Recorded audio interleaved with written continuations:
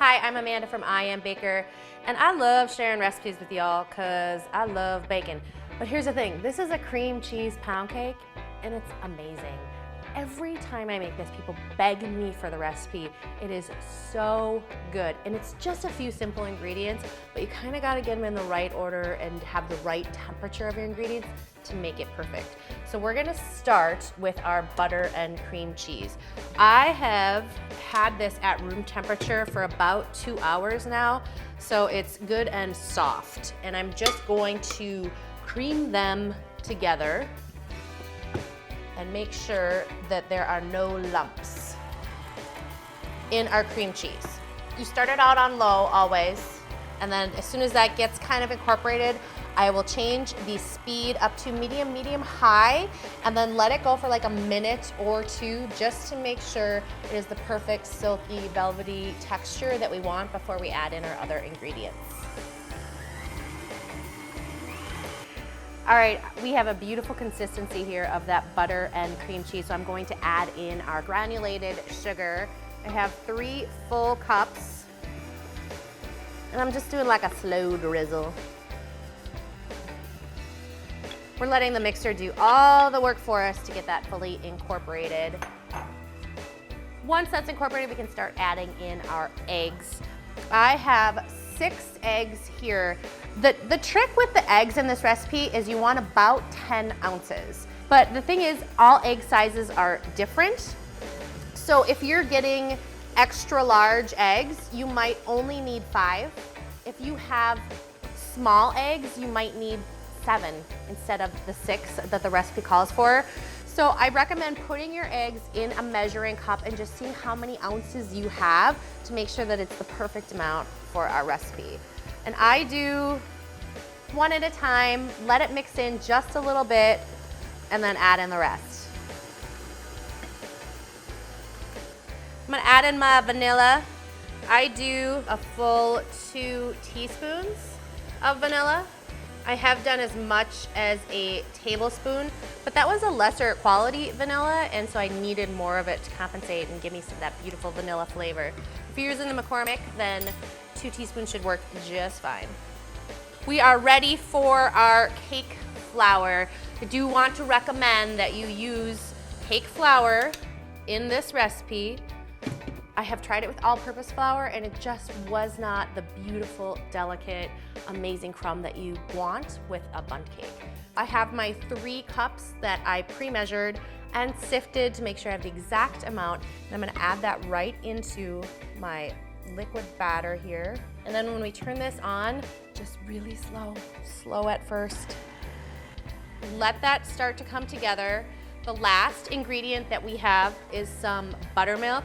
I forgot to buy buttermilk, so I made my own. I added a 4th cup of milk and then about a half a teaspoon of apple cider vinegar, and just let that sit for about an hour. And I made my own buttermilk, so you can do that too. That's our last ingredient. I want to be really gentle with the batter at this point, not giving that gluten too much to work with. Scrape our beater blade down a bit. We don't want to leave any of that behind. Give it one final stir so that I can get in all those ingredients that may have gone up the sides of the bowl or stuck at the very bottom. We just want to make sure it's really well mixed. And when you're doing this by hand, it's just by nature being delicate with your flour and the gluten in the recipe. All right, I have my bundt pan that I sprayed with some non-stick baking spray. You can also use Goop, which is a homemade non-stick spray. And then we're going to put this all around our pan. And you can see it's a thicker batter. And that's perfect. It's exactly what we want. So just get every little bit out of your bowl. I'm gonna use my same spoon and just level this out a little bit. This looks perfect. I'm going to put it into a 325-degree oven for anywhere from an hour to an hour and 20 minutes. So I like to rotate my cake about halfway through just to make sure it rises perfectly all over. So I'm gonna go ahead and pop this into the oven.